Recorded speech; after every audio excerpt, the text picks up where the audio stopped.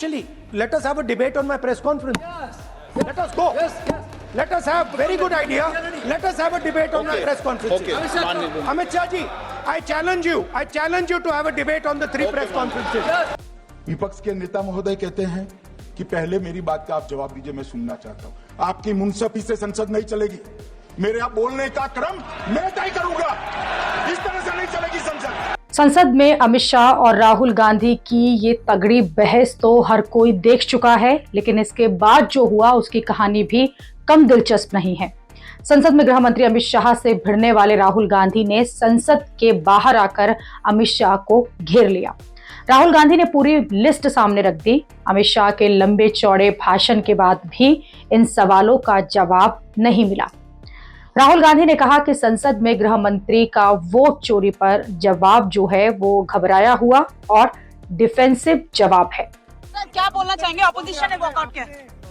Home minister का response देखा जी, defensive response जी, और जो हमने पॉइंट्स रखे हैं जी, उसका जवाब नहीं दिया। एक एग्जांपल लेकर बोल रहे हैं, तो it is a completely defensive response. आपने उनका चेहरा तो देखा। आपने सवाल पूछा था। मैंने 2-3 चीजें कही थी जी।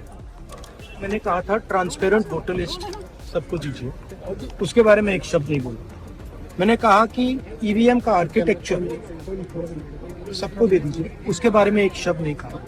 मैंने कहा था कि बीजेपी के नेता हरियाणा में और बिहार में वोट दे रहे हैं, उसके बारे में नहीं कहा। मेरे प्रेस कॉन्फ्रेंसेस में सॉलिड प्रूफ है, उसके बारे में कुछ बोला नहीं। सीजीआई को लेकर सेम सीजीआई को वॉकआउट क्यों करने की जरूरत, लेकिन वॉकआउट क्यों की? इलेक्शन कमिश्नर को फुल इम्यूनिटी दी जा रही है। राहुल गांधी ने अमित शाह के भाषा का एक वीडियो भी शेयर किया और राहुल गांधी ने कहा कि अमित शाह का संसद में साला कहना वोट चोरी को लेकर उनकी घबराहट और बेईमानी को बेनकाब करता है। चुनाव आयोग ने तो निर्णय कर दिया, मगर मैं भी साहब थोड़ा ज्यादा सोचता हूं। तो मैंने सोचा साला ये चुनाव आयोग कहता है कुछ नहीं हो रहा है, कुछ नहीं हो रहा है, तो ये लोग आरोप क्यों लगाए? हालांकि गृह मंत्री अमित शाह ने राहुल गांधी के उन तीनों सवालों का जवाब दिया जो कि लंबे समय से राहुल गांधी ने उठाए थे, लेकिन कांग्रेस ये कह रही है कि अमित शाह ने जो जवाब दिया वो कोरा झूठ है। राहुल गांधी ने पूछा कि चुनाव आयुक्त की नियुक्ति से सीजेआई को क्यों हटाया गया। अमित शाह ने जवाब दिया कि पहले तो चुनाव आयुक्त की नियुक्ति का कानून ही नहीं था, सुप्रीम कोर्ट के कहने के बाद ये कानून बना। लेकिन कांग्रेस जो है दूसरी तरफ वो ये कह रही है कि मोदी सरकार ने जानबूझकर पैनल से सीजेआई को हटा दिया। राहुल गांधी ने पूछा था कि 45 दिन बाद पोलिंग बूथ का सीसीटीवी जो है वो क्यों डिलीट कर दिया। इस पर अमित शाह ने जवाब दिया कि जन प्रतिनिधि कानून 1991 में साफ है कि 45 दिन बाद इसे चुनौती नहीं दे सकते, लेकिन राहुल गांधी कह रहे हैं कि ये समय सीमा तय नहीं होनी चाहिए। राहुल गांधी ने पूछा था कि चुनाव आयुक्त को इम्यूनिटी क्यों दी गई। इस पर अमित शाह ने जवाब दिया कि जन प्रतिनिधित्व अधिनियम 1951 से ज्यादा कोई इम्यूनिटी नहीं है।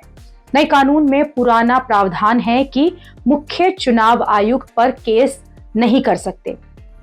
दूसरी तरफ कांग्रेस कह रही है कि अमित शाह झूठ बोल रहे हैं, क्योंकि जिस कानून का जिक्र अमित शाह कर रहे हैं उसके तहत कभी भी चुनाव आयुक्त को पर्सनल कैपेसिटी में कभी इम्यूनिटी नहीं मिली। पहले यह होता था कि अगर अधिकारी चुनावी प्रक्रिया का उल्लंघन करता था तो उस पर केस हो सकता था।